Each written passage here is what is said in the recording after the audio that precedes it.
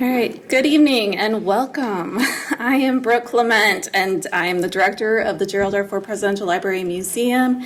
And tonight is exciting because this is the first time that we've been able to welcome guests since March 2020. So we're so happy to have you. Thank you. Thank you. Welcome back. I have the honor tonight to introduce our program and our panelists for this evening's event on the book Incomparable Grace, JFK in the Presidency. We're going to get a first-hand look at the full portrait of John F. Kennedy, the challenges he faced, those who influenced him, and the complexities that he dealt with behind the scenes as president. A deeply researched biography, Richard Norton Smith, said this of Incomparable Grace: candid and clear-eyed about Kennedy's failings, this hugely readable volume explains and justifies his lofty rating among historians and his continuing hold over the popular imagination. Gleaves Whitney is the executive director of the Gerald R. Ford Presidential Foundation, previously having served as the director of the Howenstein Center for Presidential Studies. Mark Updegrove is a presidential historian and author of 5 books on the presidency. He personally has interviewed 7 U.S. presidents. He currently serves as the president and CEO of the Lyndon B. Johnson Foundation and the presidential historian of ABC News. Mark previously served as the director of the LBJ Presidential Library and publisher of Newsweek. Gleaves and Mark, welcome to the stage.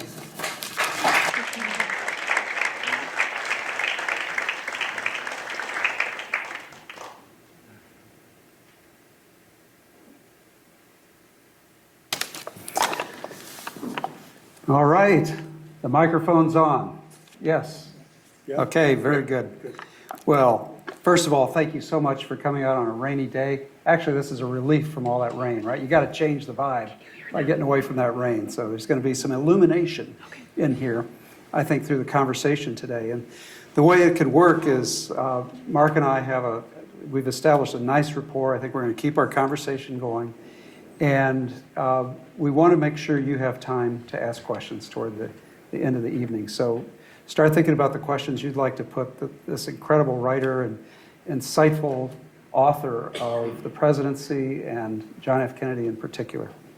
So with that, I'd like to start with a question that you probably get a lot, Mark, and that is, I think it was Jill Abramson said something like 40,000 books have been written about the Kennedys in general, or JFK in particular. What a daunting task to go into that topic. There's so much coverage. Tell us what you were thinking when you wanted to write about John F. Kennedy. I'd be delighted to, Gleaves. First of all, thank you so much for having me here tonight. Brooke, thank you for that introduction. If I may, just for one moment, Brooke was kind enough to say that I've interviewed 7 presidents, and it's been a great honor doing that. The first president I ever interviewed was Gerald Ford, whom I got to know when I was working at Time magazine, and we became friends. I have enormous admiration for Gerald Ford. And so I am so pleased to come back here, not only honored to open your in-person programming back up after over 2 years, but I'm also so delighted to see the leadership that is in place here, because Gerald Ford's legacy matters to me, not only as a presidential historian, but to me personally. So I'm thrilled that Brooke is the director of the Gerald Ford Library, and that Gleaves is the executive director of the Gerald Ford Foundation, particularly as you near the 50th anniversaries of the Ford administration. You have 2 magnificent leaders in place who will give President Ford his due. Is Richard Norton Smith here? Richard Norton Smith. I also want to acknowledge Richard and say how thrilled I am that Gerald Ford has the biographer that he deserves in his former director, Richard Norton Smith. A quick note about Richard. I probably wouldn't be here but for Richard Norton Smith. I wrote a book called Second Acts, Presidential Lives and Legacy. I was living in Toronto at the time. It was my first book, and I was not a presidential historian, but had written a book that would eventually gain some traction. And I asked Richard, whom I did not know, but whom I greatly respected, if he would do a blurb for the book. Not only did Richard give this magnificent blurb, but he also gave me his telephone number and told me to call him. You probably don't remember this. And I did. And I thanked him for the blurb, and I quickly told him I couldn't use it because it was better written than anything in the book. It was the most magnificent blurb I had ever written in my entire life. But Richard would become a friend and would eventually introduce me to folks at the National Archives and Records Administration, which would lead to me becoming a presidential library director and the presidential historian that comes before you today. So my deep thanks to my dear friend, Richard Norton Smith. In answer to your question, Gleaves, there have been a lot of books written about John F. Kennedy and some good ones. I wanted to write the book that I wanted to read, and that is a very fast-paced book about the trials and tribulations and triumphs and tragedies of the Kennedy administration. I wanted something as briskly paced as the administration felt itself. And at the center of that, this very enigmatic, captivating character in John F. Kennedy. And I wanted the reader to see the flesh and blood Kennedy, not the mythologized figure plucked out of Camelot. That's what I was driving to do. And I'm also aware that we're in a different age now. Attention spans are far less than they once were. So those voluminous tomes that we got as sort of standard presidential biographies, particularly of Kennedy, to my mind, wasn't the best way to tell the story about John F. Kennedy. I also think it's important to write about the figures of history frequently, to get different takes. As our own history evolves, we see figures and times differently. And I wanted to look at this Mad Men era president in the Me Too generation. I wanted to take a clear-eyed look at who John F. Kennedy was and what he means in 21st century America. Were there any new discoveries in archival material? I mean, was something released recently or boxes that were available, collections that had not been accessible before that made this also tempting? There's these presidential libraries, as I may be preaching to the converted here, but presidential libraries are national treasures. They are central repositories of the records of the administration. And so the Kennedy Library is no exception. It is a wonderful resource for studying, the only resource in any sense of the word, to study the Kennedy presidency. Most of the record has been combed over, particularly in the areas that I delve into in the book, the central crises that John F. Kennedy was dealing with throughout the course of his very consequential administration. But there are some wonderful oral histories that have been amassed through the years that weren't tapped fully.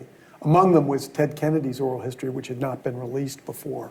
So I got a few of those. I did some original interviews with Andrew Young and other folks who are around the administration that adds new light to this book as well. But it's let's face it, it's pretty well combed over territory, pretty well trodden by historians. But I do think that there's value in a story well told, and I hope that's what I did with this book. Oh, absolutely. I can vouch for it. It reads beautifully. It reads very fast, and it's also got wonderful detail.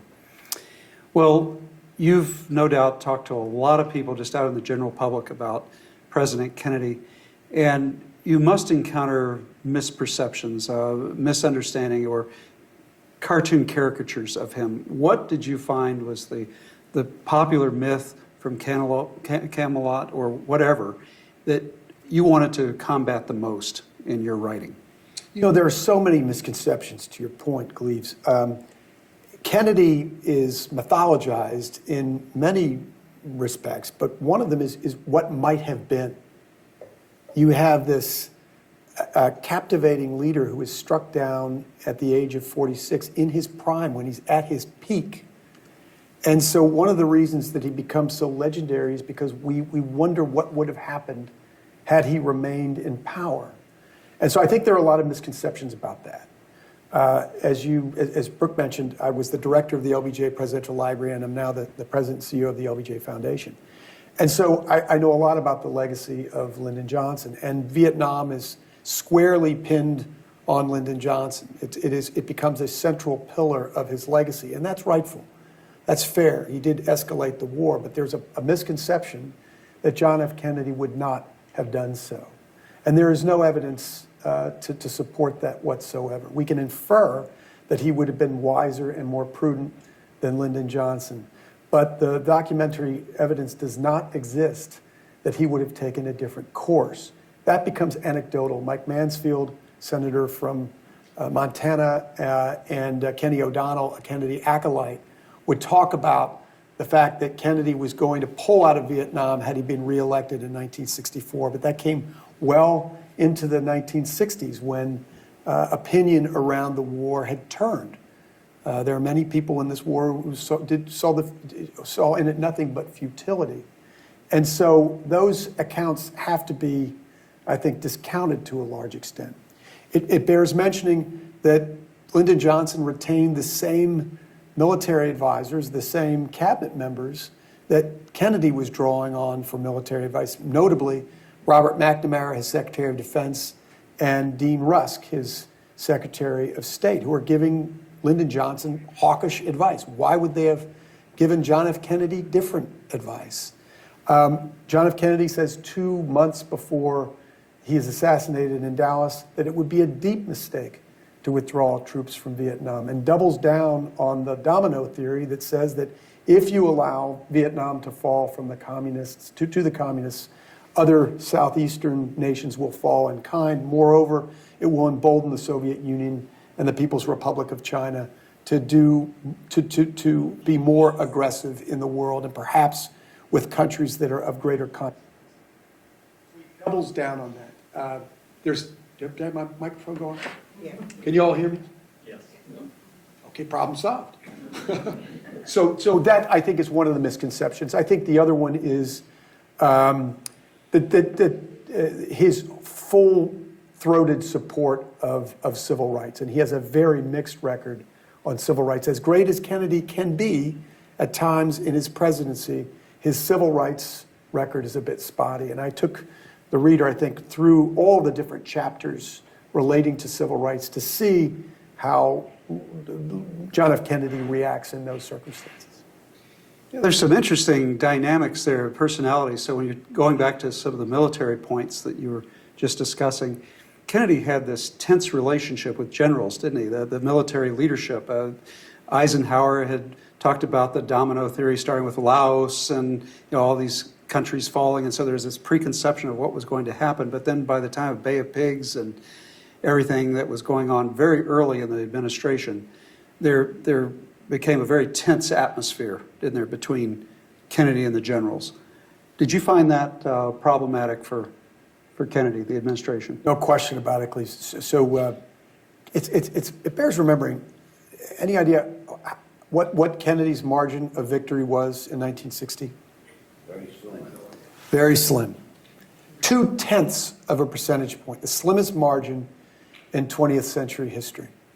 He barely gets into the presidency, but for probably some voting irregularities in Illinois and Texas, he probably would not have been president. But he becomes president, and I think America is swept up by Kennedy and his family. We are absolutely entranced by this young president. And of course, he gives his soaring inaugural address in which he asks, "Ask not what you can do for your country, ask what your country..." Whoops, did I get that wrong? Ask not. Just wants to keep you on your toes. Exactly. But I want to make sure my microphone was working. Ask not what your country can do for you, ask what you can do for your country. After that, 63% of all Americans think of something more they could be doing for their country. And so when he goes into the Bay of Pigs, he is rallied on by his very jingoistic military brass. They're encouraging him to support the incursion of Cuba by Cuban exiles. And it is a military disaster and a black eye for the newly elected John F. Kennedy. But it says something that after the Bay of Pigs quagmire, which is seen in the eyes of the world, and Kennedy stubbing his toe just 3 months after becoming president in such high fashion, that 83% of Americans approve of the job he's doing as president. 83% after the biggest fiasco of his administration. Only 5% of Americans disapprove of John F. Kennedy as president. And I think it suggests that we were at the peak of the Cold War. The American people knew what was at stake, and they rallied around their fledgling president. It's a very, again, bear in mind that he just barely wins the presidency. And yet Americans unite around John F. Kennedy in that most perilous moment of his presidency. But I think John F. Kennedy takes the heat for that. He says, the buck stops with me. He goes before the press and says that a bad idea is an orphan, but a good idea has many fathers. But in this case, I stood behind this idea, and the fault lies with me. And again, the American people respond to that too, as he assures them that he's going to try to do better. And one of the things that he does better is keep the military at a distance, knowing that they're instinctively jingoistic. And he's determined not to let that happen again. And that becomes instructive, of course, during the most desperate hour of his presidency, the Cuban Missile Crisis. Well, it's interesting. If you go back and read Kennedy's inaugural address, it's a foreign policy speech overwhelmingly. You just alluded to the words that, we're going to pay any price, bear any burden. These kinds of really tremendous statements of support for freedom around the world. And then he gets the Bay of Pigs situation. But you start your book at a very interesting moment in the administration. You begin when he is being humiliated in the world stage. Well, certainly to himself and his close advisors around him. Goes to Vienna, meets with Khrushchev, the Soviet premier, and feels that Khrushchev is just getting the better of them. If these are chess players, Khrushchev is just beating up on him at every meeting. And Kennedy is suffering a crisis of confidence. So Bay of Pigs, and then sets the stage. And tell us why you started with that scene in Vienna and what was happening at that point in Kennedy's mind and how he's going to recover from that. So this is 5 months after Kennedy takes the presidency. We've talked about Bay of Pigs as one setback. The other one is that the Soviets leaped ahead of the United States in their space program, showing that they had technological superiority. And then he goes to Vienna for his one and only summit with Nikita Khrushchev. Now, this is at a time when the leaders of the two superpowers get together. It's like a heavyweight championship bout. The two going toe-to-toe. The eyes of the world are on them. The pressure is enormous to perform at something like that. I think all the folks in this room would not be of age to remember that summit, but you do remember Gorbachev and Reagan, right? How major that was. That was a global event. And this was certainly that. Every move that these two men were making during the course of those 2 days was being scrutinized by the press and the world. And Kennedy finds himself outmatched by the very pugnacious, very truculent Nikita Khrushchev. And after these two endless days of meetings with Nikita Khrushchev nipping at his heels like a Doberman pinscher, he goes back to the American embassy in Vienna, and he has an off-the-record meeting with Scotty Reston, the renowned reporter, White House reporter for the New York Times, all off the record. And Kennedy slumps down in a couch, and he admits that he's been savaged. That's his word, savaged, by Khrushchev. Khrushchev has clearly gotten the better of him. And Kennedy realizes that Khrushchev is leaving Vienna emboldened, thinking that Kennedy is, in Khrushchev's words, too intelligent and too weak. And by too intelligent, he means book smart, this effete Ivy Leaguer who's not street smart like he is. And it's going to embolden him. And he says to Reston, until we get rid of those ideas, we're in trouble. And he's essentially portended the Cuban Missile Crisis that will happen a year ahead of time. So it's that moment. How do you get these ideas out of Khrushchev said. That becomes the central question at that moment. And I think Kennedy very presciently realizes that's going to be his crucible. And then, of course, he has the triumph in October, later when he's confronting Khrushchev in Cuba. And that's an incredible story that bears retelling and reminding us of how this metanoia, this transformation of the president compared to what happened, Bay of Pigs, then Vienna. You're looking almost at a different president, a different presidency. Yeah, and so in October of 1962, we find out through aerial photographs that the Cubans have been shipping troops and nuclear arms to Cuba, just 90 miles from American shores. The first time there were nuclear weapons from the Soviet Union in our backyard in the Western Hemisphere. And of course, this will not stand.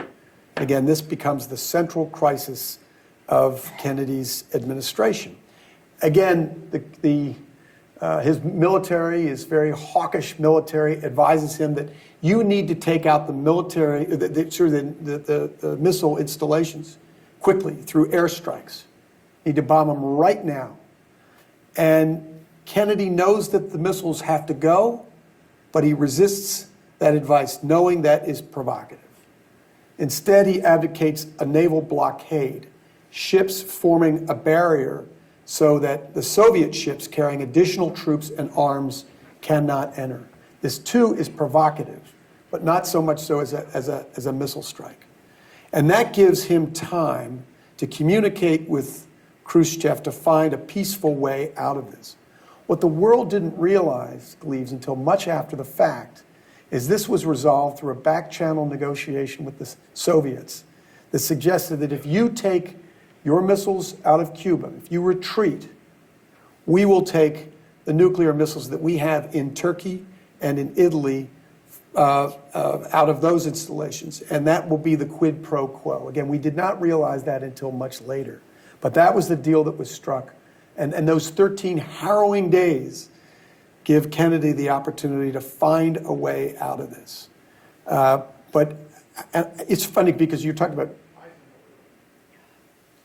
there's a scene in which there are two transition moves between Kennedy and Eisenhower. The second happens the day before the inauguration on January 19th, 1961. And Kennedy talks to Eisenhower about all the trouble spots in the world.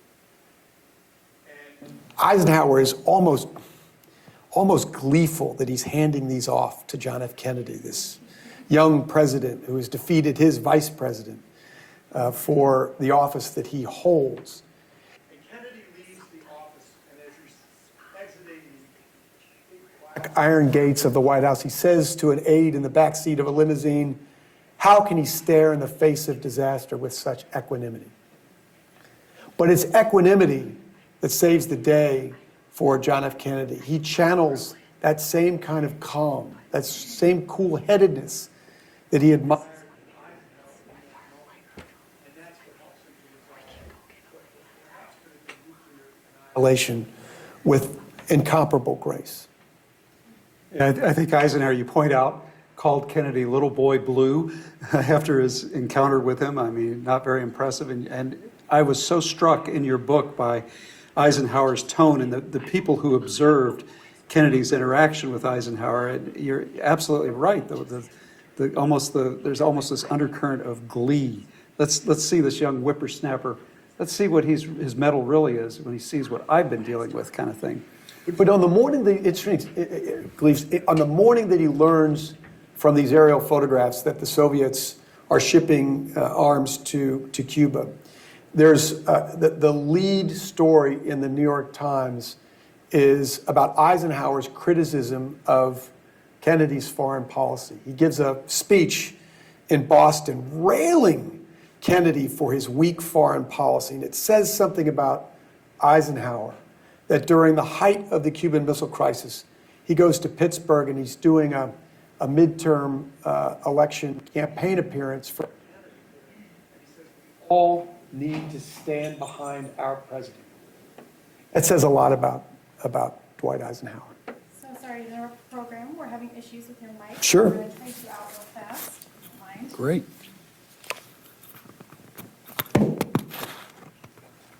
Excellent. Thank you. Would it be better, would you like mine? No, all good. Okay. Can you hear me now? Good, great. Okay. You know, you just used the term, that's the title of your book, Incomparable Grace. Grace is not a word that's used a whole lot these days. I'm interested in the title. Why grace? I mean, how do you define grace? In the Kennedy mystique, as it were, what is grace? Please define that for us postmoderns. And then second, the term, very artful term, incomparable grace. All of your book titles, I think, are arresting, and this matches the others. Incomparable grace. Tell us why that's important also. I'll tell you a quick story. Goes back to Kennedy's inauguration. And Richard Nixon, of course, as the incumbent vice president, attends the inauguration. Of course, he had lost by such a thin margin, as I mentioned earlier. And as he's leaving, he actually drove from the Capitol back to his home in Northwest Washington. And he runs into Ted Sorensen, who has had a hand in the speech that Kennedy had delivered. And Kennedy compliments Sorensen on the speech and said, I wish I had said some of those things. And Sorensen says, you mean the part where he said, ask not? And Nixon says, no. The part where he says, I do solemnly swear. But, and you asked about the title, Gleaves, that incomparable grace we see from Kennedy from the beginning. There's a certain elegance and glamour that he has that is incomparable. We never saw a president, particularly with the television age, television being the prevalent medium of the time. We never saw somebody quite so charismatic and captivating as John F. Kennedy. And he makes his mark immediately in that soaring inaugural oratory, right? It's stunning, including Ask Not, which becomes this eternal expression of American ideals. But it's largely on the surface. Kennedy is callow. He's, as I mentioned, he made several mistakes initially. But during the Cuban Missile Crisis, again, we see in him grace. And that's by really his definition. He used in Profiles in Courage, his Pulitzer Prize winning book about senators who exhibited political courage, a phrase from Ernest Hemingway, who defined courage as grace under pressure. And again, we see Kennedy in his most desperate, most important moment in the presidency, the Cuban Missile Crisis, exhibiting grace under pressure. Well, because we're starting an initiative at the Gerald R. Ford Presidential Foundation, it's called the Ford Leadership Forum. And what we do is we're very interested in virtue-anchored leadership. Let's face it, President Ford is the brand for virtue-anchored leadership.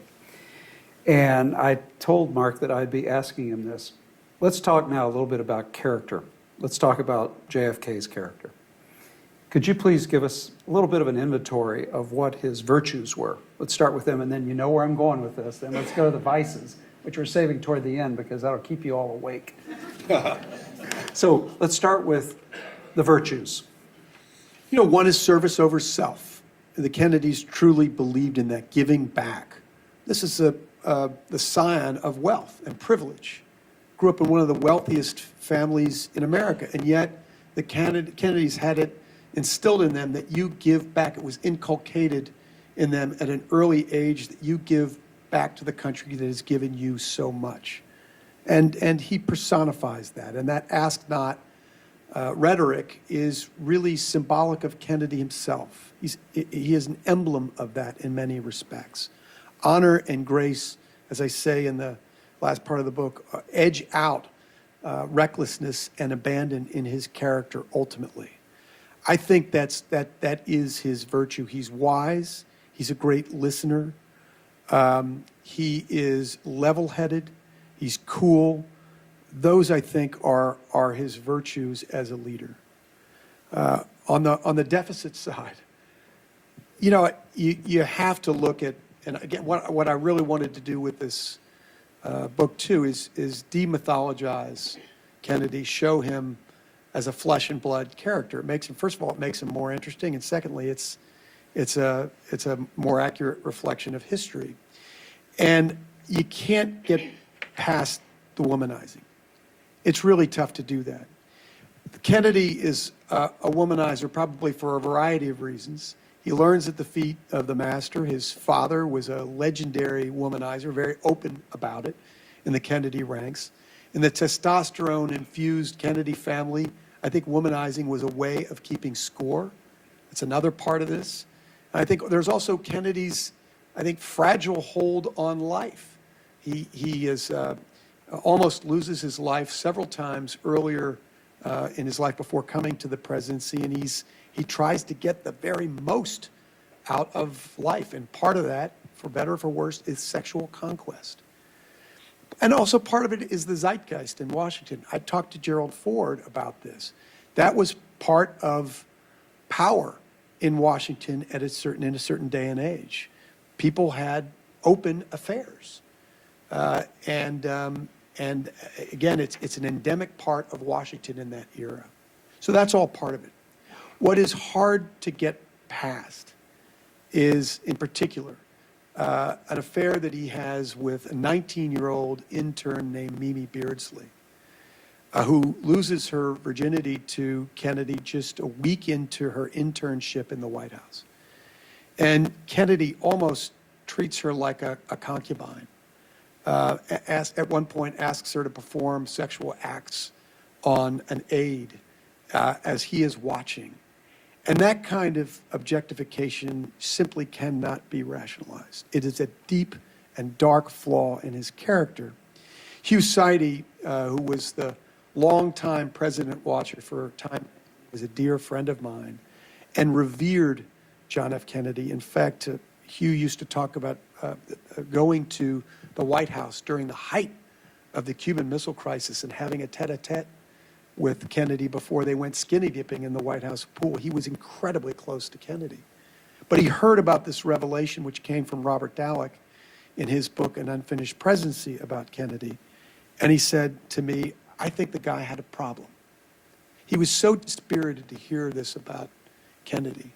So that's hard to get by. That said, his relationship with Jackie Kennedy strengthened during the course of the presidency. They get closer. Part of it comes in August of 1963, the last year of Kennedy's life, when they lose a child, Patrick. After 2 days, Jackie Kennedy gave birth prematurely, and the child loses its life 2 days after being born. I think that draws them together, binds them closer together themselves. It binds the public closer with Jacqueline and Jack Kennedy. And so that's part of what might bind them. I think, too, Jackie Kennedy is there for him as support during the darkest days of the presidency, including the Cuban Missile Crisis, when she refuses to go to Camp David to safety, as he has urged her to do, and instead opts to stay at the White House with him so that she could be a support to him. And as she said, the day became night and the night became day, and they were indistinguishable after a while. She was with him every moment during that dark and difficult time.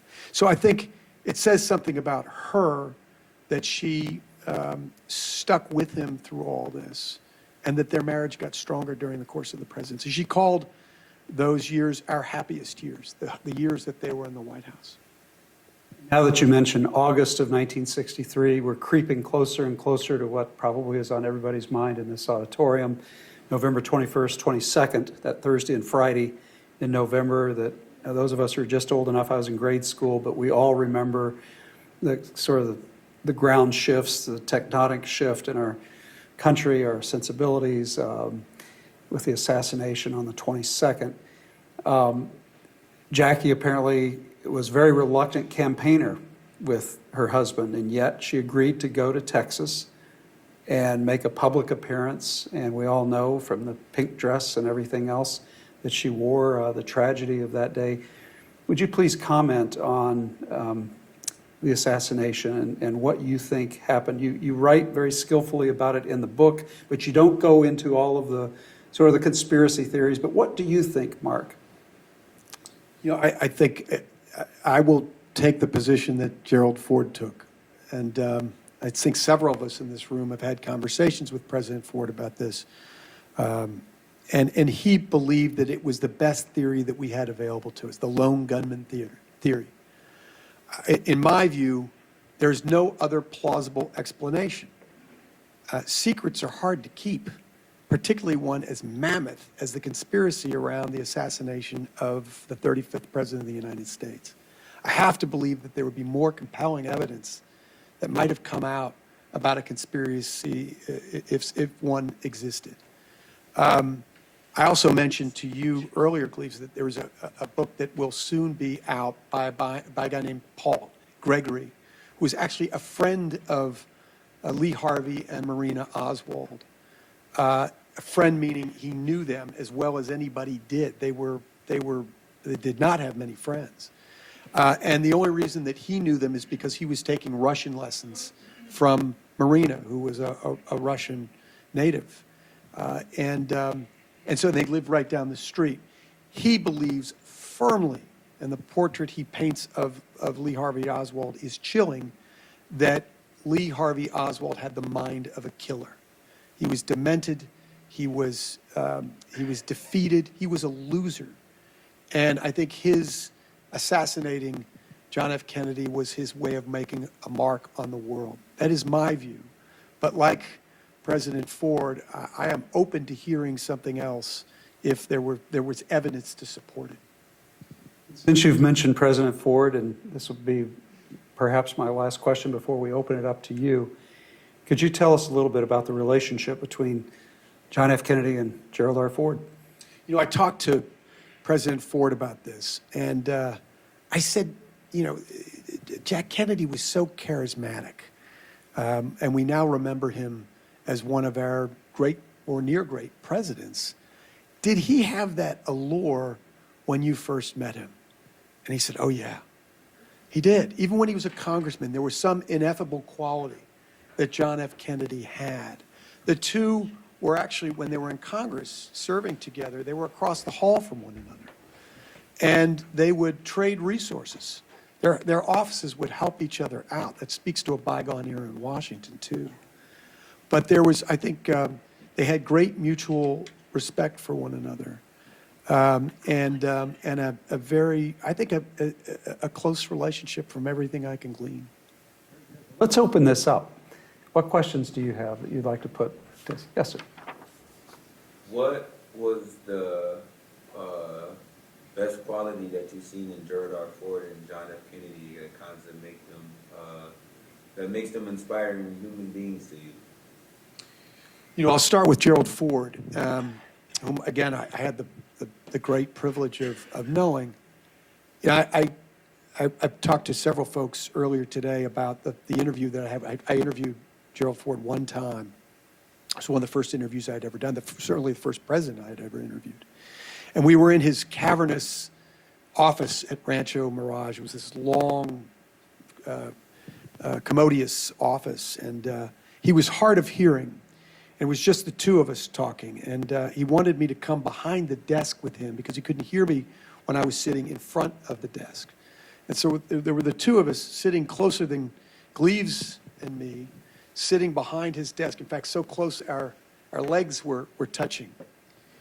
And I talked to him for a little over an hour. And I asked him at the end of the interview how he wanted to be remembered. And he said, Mark, I was a healer and a builder. And if I am remembered that way, I would be most grateful. And I said, Mr. President, I think you'll get your wish. And a little over a year later, when he was memorialized, he was thought of as a healer and a builder, just as he had hoped. Because I said to a group today, there are times in our history when we don't need greatness. There are times when goodness will do. And what I really respect about President Ford is the political courage that he had in offering the pardon, which reflected his decency and the goodness that he had, that inspired that very courageous decision. That decency, that fundamental decency. So that's what I would say for Gerald Ford. For Jack Kennedy, who stood on feet of clay at times and showed flashes of greatness at others, I would say that he calls forth the best in all of us. That inaugural rhetoric where he asked us to think of something greater than ourselves. His plea to, when he talks about us going to the moon, we choose to go to the moon, rallying Americans around the proposition as uniquely American. Why this was a uniquely American proposition to go to the moon. When he stands at the Berlin Wall and says, all free men are citizens of Berlin, he's asking us to reach beyond ourselves, to think about something bigger. And that's what great oratory can do. Clement Attlee, who was the successor to Winston Churchill in the prime ministership of Great Britain, said of Churchill's gift for oratory during the Second World War, words at great moments can be deeds. And Kennedy shows us this. Kennedy doesn't do a lot in the presidency. There aren't a lot of deeds. We talk about Lyndon Johnson. I could be here all night talking about the deeds of Lyndon Johnson. There aren't that many for Kennedy. But those words at those great moments are deeds. And I think that's what John F. Kennedy's greatness lies from. Yes. Bill Anderson. I want to ask a question about the Cuban Missile Crisis. In 1962, I was a commissioned officer serving in Germany, and our battalion was a demonstration for all naval troops. And we were highly concerned. We were on red alert. We were ready for a potential crisis, military crisis. Do you think we were exaggerating the concern? Bill, you were there, so I would almost defer to you, but I would say no, I don't think that concern was exaggerated. That's the most dangerous hour in humankind, perhaps until now. I don't want to be an alarmist, but there was the very real threat of a nuclear exchange between the Soviet Union and the United States. So I don't think that there was any exaggeration there at all. Again, I mentioned Hugh Sidey earlier going to visit President Kennedy during the height of the crisis. And you talked to me about leaving the White House after those meetings and seriously wondering whether he would see tomorrow. He believed that we were that close to nuclear annihilation. So I think that any concerns that Americans had at that time were well-founded. It gets forgotten in the history because we tend to focus on Kennedy and the administration, but Americans were in a panic at that time. They were building bomb shelters. There was a run on gasoline and on food provisions. Billy Graham gave a sermon in Buenos Aires about the end of the world. It looked like the apocalypse. So those were dark days that I hope we never see again. Oh, sorry. Oh, I'm sorry. The microphone went back there. Dr. Farr, and then we'll come up later. Okay. Mark, I wonder if you could talk about the relationship of JFK and his brother Bobby, especially about the conversion of civil rights being more important for JFK, thanks to Bobby.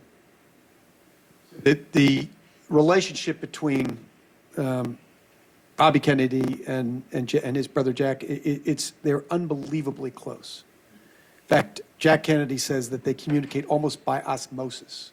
They can finish each other's sentences.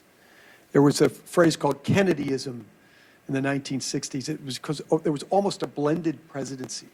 Like these two were one unit, fulfilling the duties of president. It's Bobby Kennedy and well, let me say that the Kennedys in general had a very tenuous relationship with the civil rights movement. It's Jack Kennedy who gets Martin Luther King released from a southwestern Georgia prison in 1960 when he's a presidential candidate that probably saves Martin Luther King's life. King is sent to this rural prison knowingly because it's inhabited by white bigots, principally, as prisoners and as guards. And it's unlikely that Martin Luther King will emerge from that prison. It's a very dangerous hour for Martin Luther King. And Kennedy calls the governor of Georgia and implores him to release King, which he does. So it starts off well. But Kennedy wants to be a great foreign policy president at a time when it's the Cold War that defines geopolitics. And we are enmeshed in this fight for moral superiority with the Soviet Union. And Kennedy was trying to quash the civil rights, or at least discourage the civil rights movement from playing out, because it exposed the nation and the world to the inherent inequality in our system. Here we are telling the world that we are the best system, and yet these civil rights demonstrators are exposing the very worst of apartheid in our own country. And so he's trying to hold the civil rights movement at bay. In fact, at one point, Bobby talks about the Freedom Riders in 1961 and what they're doing, resulting in Kennedy going to Vienna for his summit with Nikita Khrushchev with mud on his shoes, because they're showing America at its worst. And so he doesn't step up. And Martin Luther King, among many others, is asking the president to show some moral passion around the cause of civil rights, and he's reluctant to do so until 1963. And that's at a time when the civil rights movement has gone to Birmingham, Alabama. We all know images from that brutal campaign. German shepherds lunging at civil rights demonstrators, fire hoses being weaponized, right? Pinning young children back against the wall when they're trying to demonstrate against the segregationist practices in Birmingham. So while that's going on, George Wallace stands in the door of an administrative building at the University of Alabama, preventing its integration. And Kennedy has finally had enough. And he decides to go and do a speech that night in front of the American public, spontaneously, within 6 hours of going on air. Ted Sorensen, his speechwriter, says, Mr. President, I can't get an address finished that fast. But Bobby Kennedy implores his brother to go on instead and read part of the speech that's been written, the fraction of the speech that's been written, but to speak from his heart to the American people about the plight of civil rights. And that's when JFK elevates civil rights to a moral issue. Martin Luther King, listening to the speech, says, that white boy just hit it out of the park. Because finally he's stepping up and telling Americans it means more. This is a moral issue and fundamentally un-American. The reason he does that is not only does he want to get ahead of Wallace, who's getting all the headlines for standing in the door, but his brother has gone to Manhattan and invited James Baldwin, the great African-American writer, to bring in thought leaders, artists, and entertainers to talk about civil rights. And for 3 hours, Bobby Kennedy hears it from these intellectuals. He hears about the inherent inequality that they face as a matter of course. And and they are, just letting it all go. He is hit between the eyes. He's really stunned by how frank and candid, brutally candid that they are. And at one point he says, my family, I understand because my family, Catholics, faced the same kinds of segregation. And they all said, no, it's very, very, very different from that. And he goes away from this meeting very embittered. In fact, he berates James Baldwin as being a homosexual, among other things, when he leaves. And then a couple days later, he thinks about it and he says, if I were in their shoes, I think I'd think the same thing. And that seems to be a turning point for Bobby Kennedy, who in many ways is his brother's conscience. I think that has a searing effect on the Kennedys and might result in the change of heart that they have around civil rights.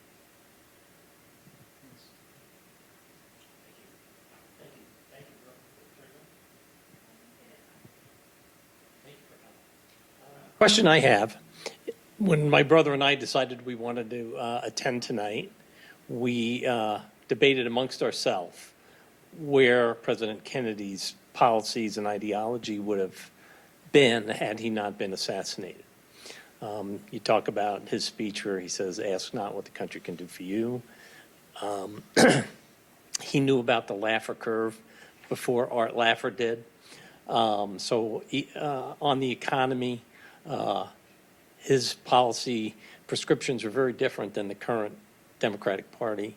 But where do you think, from your research, where do you think President Kennedy would have been now on the economy and some of the domestic issues that we are working on today?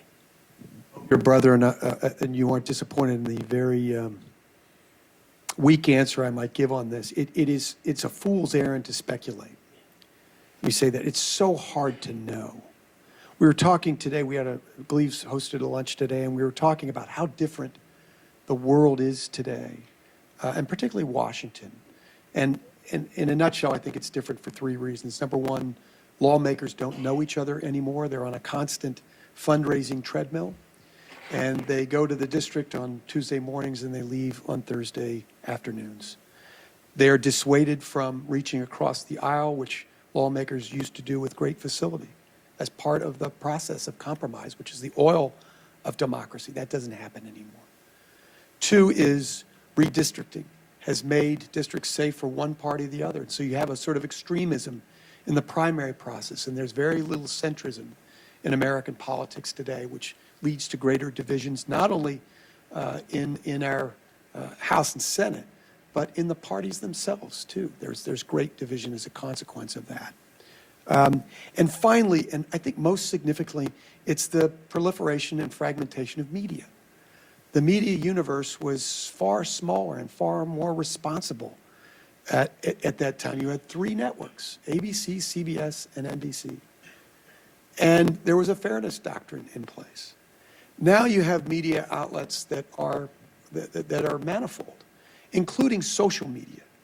So too often we are getting our news in echo chambers, which are deliberately provocative because it elicits greater engagement from the audience.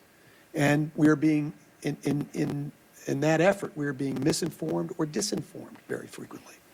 So it to be a very challenging environment for a John F. Kennedy or anybody. But I will say that there is something about JFK's rhetorical ability that would probably resound today as in any time past the television age. He was so eloquent, he was so charismatic. There's this ineffable quality he has that is captivating. And I think that might translate well in social media. Is there any doubt that just as he rallied us around the cause of freedom at the Berlin Wall, that he would have been doing so in going to Poland or perhaps Kiev and in rallying NATO nations and nations across the world in the cause of liberating Ukraine? So it's hard to say. As far as the economy goes, the one thing we know is that when there was a hike in steel prices, that was a welched promise from the president of U.S. Steel that Kennedy was concerned would cause an inflationary effect on the economy. He uses the bully pulpit, all the powers of the presidency, to put Roger Blau, the president of U.S. Steel, down. And eventually, 48 hours after making this statement that they were going to increase steel prices, he backs down, he relents. And so I don't know what that would mean for the inflation that we're seeing today. I think the economy is a far more complicated beast in 2022 than it was in 1962.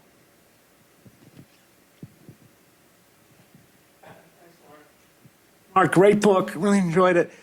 One of the things about JFK, I wondered about, given his upbringing in New England and wealthy, not poor, not even middle class, and then Harvard, and then his prep schools, and then his, his father's place in Florida.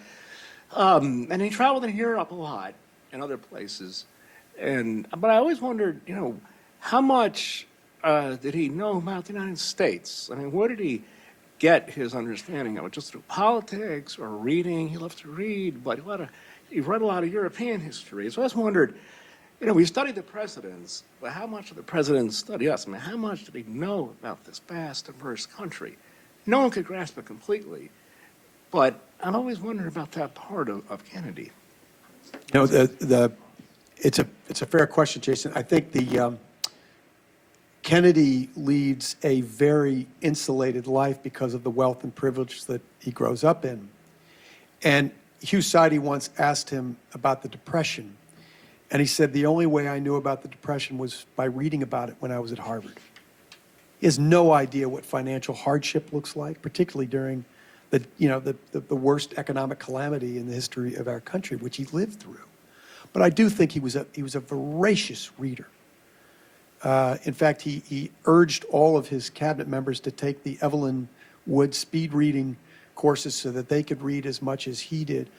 There's no doubt that he read a lot. He was also pretty darn good on the hustings. He wasn't initially a very good campaigner. He didn't relate to people very well, but he was a great listener. And just as he learned to be a better orator, which he studied, he was terrible. He said his father thought he was a disaster on the stump when he ran for Congress in 1946. But clearly he got better as an orator. But he also understood more about the American people. He went out on the hustings before throwing his hat in the ring for the presidency in 1960 in order to get a better understanding of what was going on in America. And I think between his studiousness, his voracious reading, and his inherent curiosity about people, I think he got better. And that's where his understanding came from.